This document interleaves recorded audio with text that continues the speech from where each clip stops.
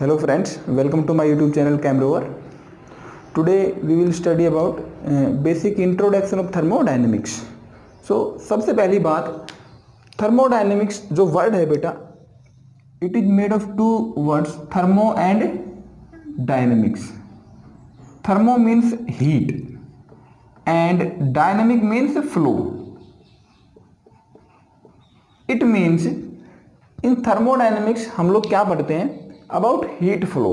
तो मैं बोल सकता हूँ thermodynamics is branch of chemistry which deals with heat energy and it's relation with other energies. तो मैं बोल सकता हूँ बेटा थर्मोडायनेमिक्स क्या होती है. It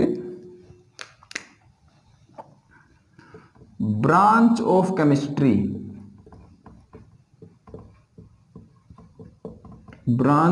chemistry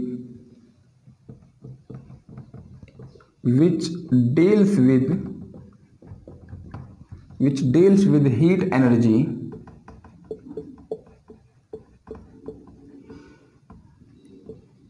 and its relation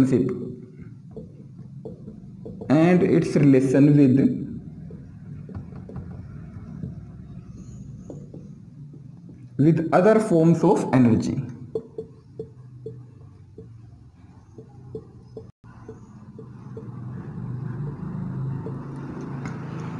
so thermodynamics पढ़ने से पहले हमें एक सिस्टम को निर्धारित करना पड़ेगा जिसके स्टडी हम लोग करेंगे. तो बेटा सबसे पहली बात, सिस्टम क्या होता है. What is a system.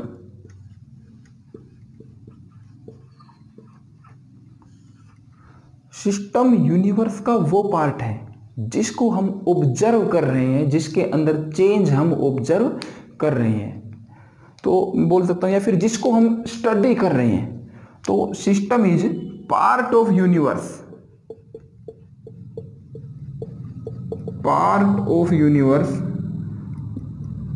Under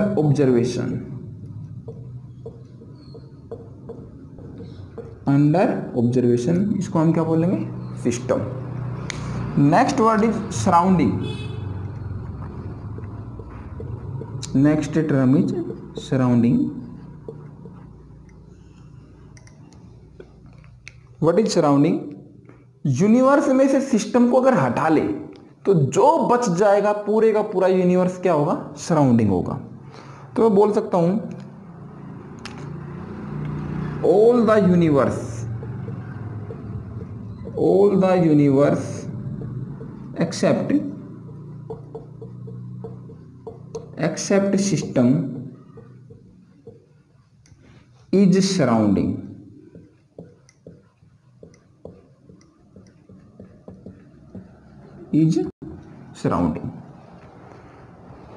universe में से सिस्टम को हटाने के बाद जो बचेगा वो क्या बचेगा, सराउंडिंग. अब नेक्स्ट है बेटा कुछ types of system. Few types of system. ये थोड़ा इंपॉर्टेंट है. टाइप्स ऑफ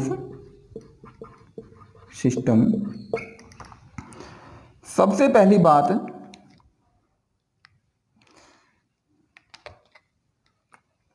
इसको बोलेंगे हम लोग ओपन सिस्टम.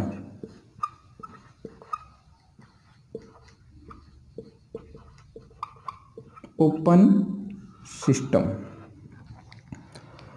एक सिस्टम को हम लोग ओपन सिस्टम कब बोलेंगे, जब सिस्टम से मास और एनर्जी दोनों सराउंडिंग में ट्रांसफर हो सकते हैं, या सराउंडिंग से मास और एनर्जी दोनों सिस्टम में ट्रांसफर हो सकते हैं. मतलब there is transfer of mass and energy between system and surrounding. जब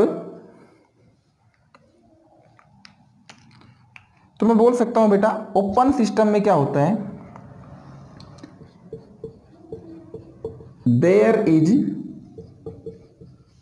मतलब ट्रांसफर ऑफ एनर्जी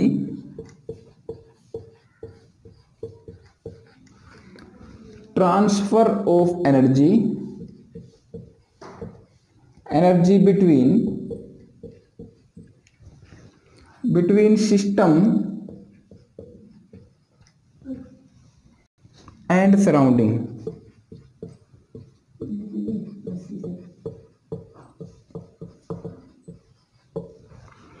जब एनर्जी का ट्रांसफर सिस्टम और सराउंडिंग के बीच में हो जाए तो हम क्या बोलेंगे, ओपन सिस्टम। मतलब change in mass, delta M बोल देता हूं, delta means change, delta M change in mass is not zero, there is some change in mass, mass में कोई चेंज आ जाए, मतलब change in mass is not zero, mass में change आएगा तो change in mass is not zero, तो delta M is not equal to zero. साथ में एनर्जी में भी कुछ चेंज आ रहा है, मतलब delta E change in energy is also not equal to zero, so delta E it will also be not equal to zero. तो ये ओपन सिस्टम था जब सिस्टम के अंदर मास और एनर्जी दोनों में चेंज आ जाए, या फिर बोलेंगे उनमें चेंज जीरो नहीं है, तो हम सिस्टम को क्या बोलेंगे, open system. Okay, next is close system. Next is second is closed system. Closed system, closed system में क्या होता है, सिस्टम के अंदर मास का ट्रांसफर ना हो, एनर्जी का ट्रांसफर हो सकता है, तो हम क्या बोलेंगे उसको, क्लोज सिस्टम। मतलब transfer of energy is possible, transfer of energy is possible, energy system और सराउंडिंग में ट्रांसफर हो सकती है बट मास नहीं, बट नॉट मास। अगर ऐसा होगा तो मैं बोल सकता हूं एनर्जी ट्रांसफर हो सकती है, मतलब change in energy is not zero, मतलब delta E is not equal to zero, but mass में कोई ट्रांसफर नहीं आया, मतलब delta M change in mass it will be equal to zero, mass में कोई चेंज नहीं आया, मतलब change in mass is zero. तो ये क्लोज सिस्टम के लिए कंडीशन है।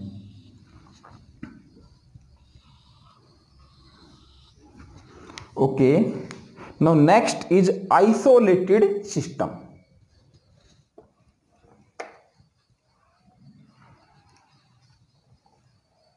नेक्स्ट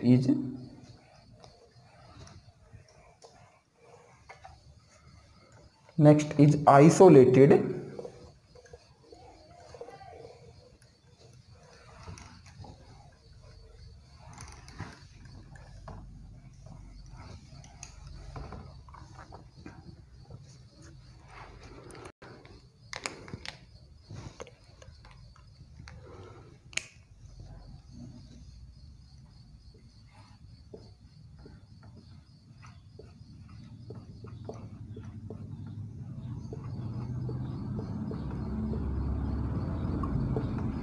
आइसोलेटेड सिस्टम के अंदर सिस्टम और सराउंडिंग के बीच में ना एनर्जी का ट्रांसफर होता है ना ही मास का, तो मैं बोल सकता हूं no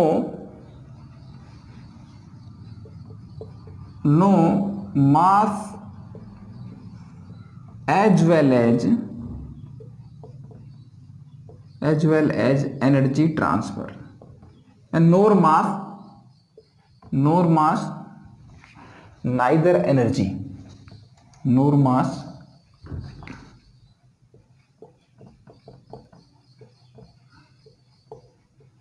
neither energy are transferred between system and surrounding, between system and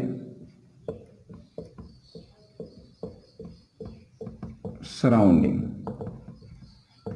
मतलब ये है कि ना एनर्जी में कोई चेंज आया है ना ही मास में कोई चेंज आया है, मतलब change in energy delta E is equal to zero, delta E it will be equal to zero, और साथ में मैं बोल सकता हूं कि change in mass it will also be equal to zero. तो मेरा सिस्टम कैसा हो जाएगा, परफेक्टली आइसोलेटेड। दुनिया में कोई भी सिस्टम परफेक्टली आइसोलेटेड नहीं है। हम लोग ऐसा नहीं कर सकते कि किसी सिस्टम से मास या एनर्जी का बिल्कुल भी ट्रांसफर ना हो। तो no real system is perfectly isolated. मैं बोल सकता हूं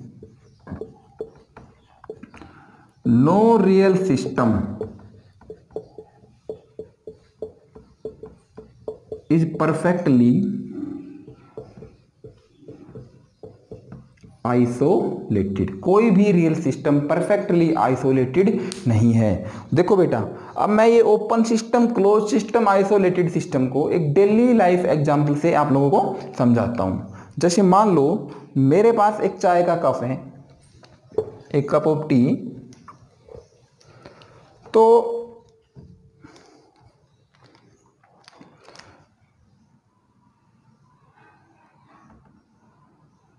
और इसके अंदर क्या हो रखा है बेटा, चाय भरी हुई है। मैंने इसके अंदर चाय डाल रखी है। This red colour is T and it is a cup of T. अब मैं धीरे धीरे चाय को पी रहा हूं बेटा, और साथ में ये ओपन है ऊपर से, तो क्या हो रहा है बेटा, ये ठंडी भी हो रही है। पहले चाय क्या थी बेटा, हॉट थी, बाद में धीरे धीरे इट इज कूलिंग डाउन। तो बोल सकता हूं कि चाय ठंडी भी हो रही है, मतलब इससे एनर्जी क्या हो रही है बेटा, बाहर ट्रांसफर हो रही है। साथ में मैं चाय पी भी रहा हूं, तो मास भी धीरे धीरे क्या हो रहा है बेटे, चाय का कम हो रहा है।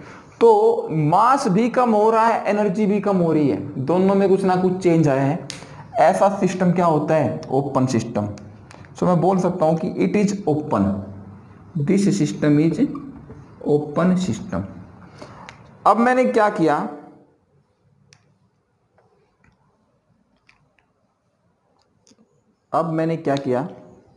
इस चाय के कप के ऊपर एक प्लेट से इसको कवर कर दिया।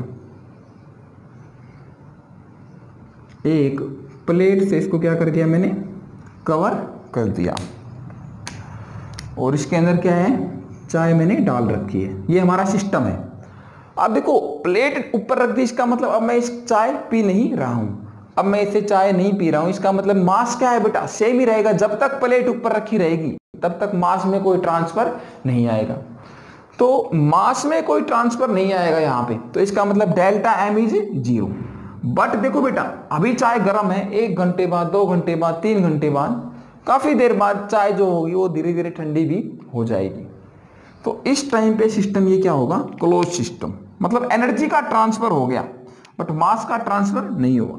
तो the system is close system. अब नेक्स्ट में क्या करता हूं बेटा, आप लोगों ने थर्मस देखा होगा, चाय का जो थर्मस होता है, इस तरीके से मैंने एक थर्मस बना दिया। चलो,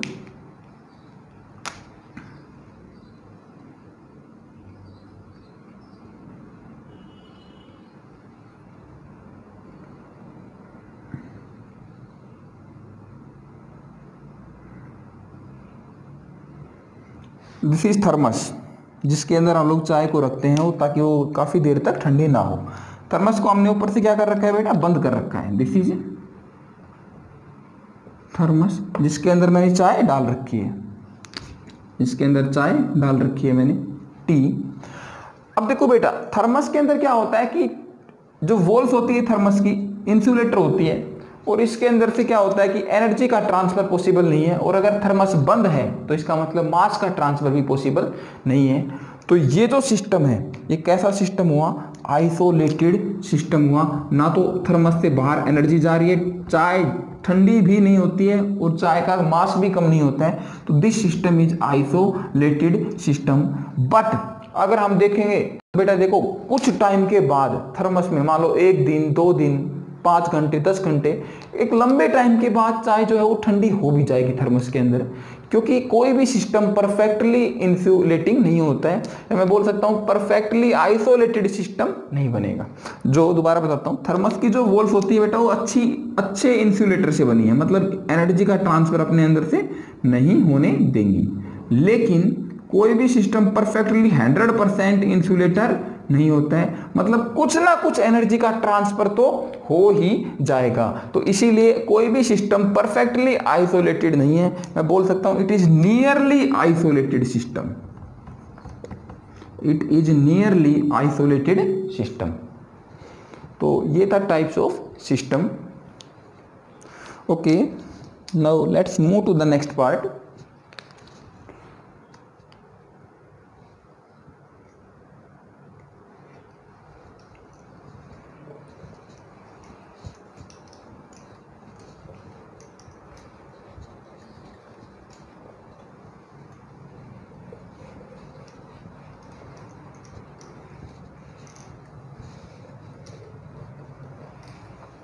सो बेटा next is state of system. हम लोग स्टेट ऑफ सिस्टम को कैसे डिफाइन करते हैं? हम बोलते हैं कि सिस्टम एक स्टेट के अंदर है अगर हमें उसकी सारी प्रॉपर्टीज पता है, उसका प्रेशर कितना है, वॉल्यूम कितनी है, मास कितना है, नंबर ऑफ मोल्स कितने हैं, टेम्परेचर, अगर सारी की सारी प्रॉपर्टीज जो चेंज हो सकती है वो सब बातें हमें पता है और वो हमने फिक्स कर रखी है, तो मैं बोलूँगा सिस्टम एक वेल डिफाइंड स्टेट के अंदर है। तो बोल सकता हूँ सबसे पहली बात स्टेट ऑफ सिस्टम। तो system is in well defined state. A system is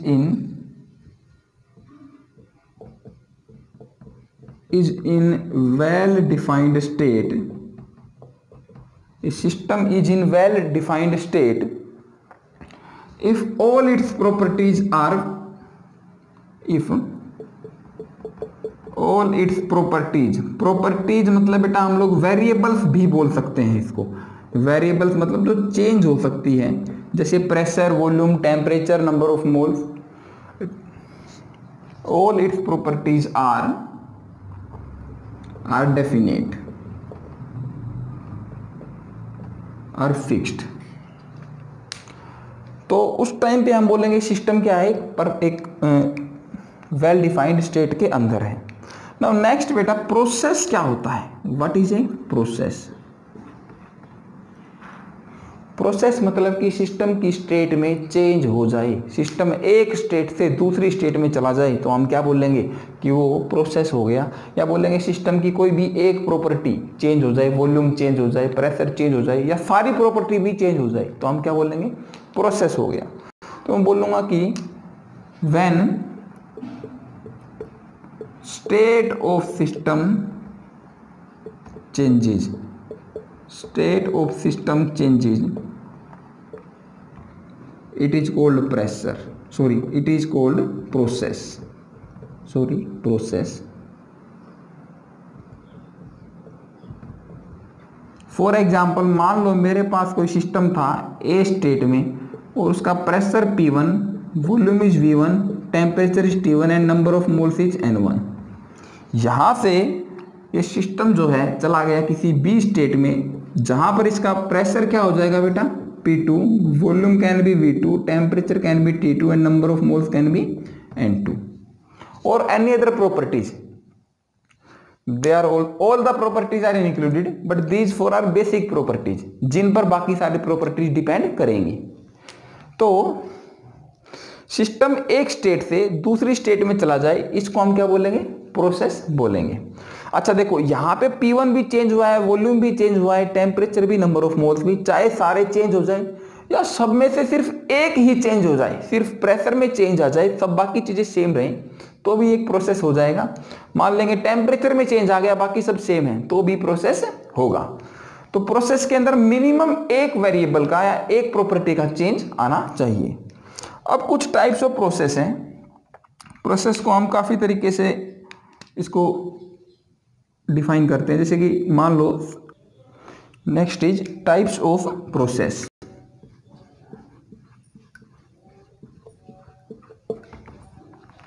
process की टाइप्स मतलब मान लो सबसे पहले मैं क्या करता हूं, कोई प्रोसेस करता हूं और उसमें टेम्परेचर को कांस्टेंट रखता हूं, तो ऐसे प्रोसेस को क्या बोलेंगे? Isothermal process. इनको याद कर लेना अच्छे से, isothermal process. Isothermal it means हमने इसमें क्या रखा है? टेम्परेचर को constant, temperature remains constant, temperature remains constant मतलब delta T change in temperature is 0। Isothermal में क्या होगा, change in temperature is 0। Second is isobaric, isobaric process. Isobaric process में क्या होता है, बारिक मतलब प्रेशर इज कांस्टेंट, इसको याद रख लेना है। आइसोबारिक प्रोसेस में pressure remains constant. If pressure is constant, then delta P will be equal to 0. Okay. Now next is isochoric process.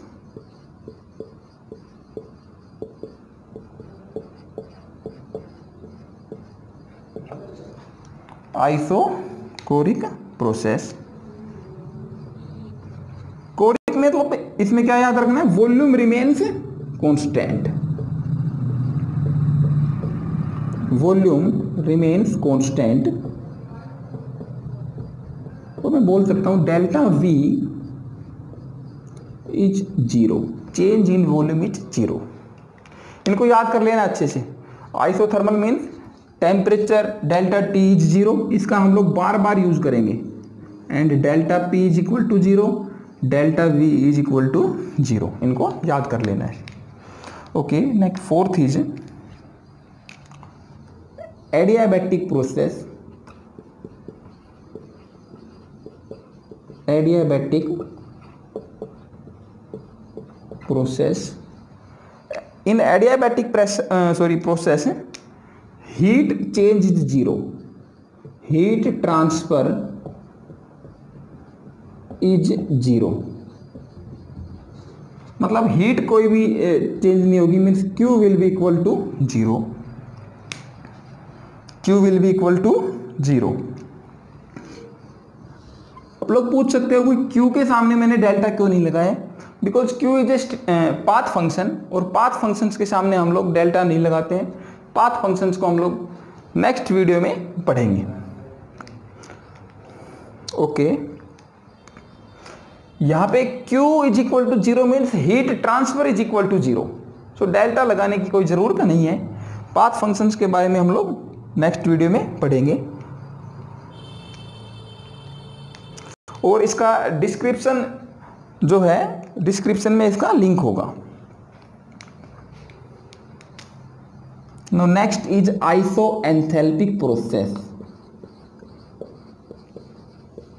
Isoenthalpic process. Enthalpy is a thermodynamic variable जिसको हम H से denote करते हैं।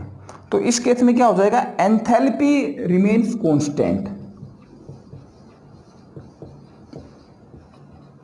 Enthalpy remains constant. अगर enthalpy constant है मतलब delta H या change in enthalpy it will be equal to 0। Enthalpy is denoted by H, और इसके बारे में डिटेल से हम लोग नेक्स्ट वीडियोज में पढ़ेंगे। तो delta H is equal to 0, और links related to path function, state function and enthalpy are given in description. So this is basic introduction of thermodynamics. I hope आप लोगों को समझ आया होगा। Okay guys, see you in next video, जिसमें हम लोग स्टेट फंक्शन, पाथ फंक्शंस के बारे में पढ़ेंगे, साथ में इंटेंसिव एंड एक्सटेंसिव वेरिएबल्स के बारे में पढ़ेंगे, और रिवर्सिबल इरिवर्सिबल प्रोसेसेस के बारे में पढ़ेंगे, जो कि इससे कहीं अधिक इंपॉर्टेंट टॉपिक है। Okay, thank you.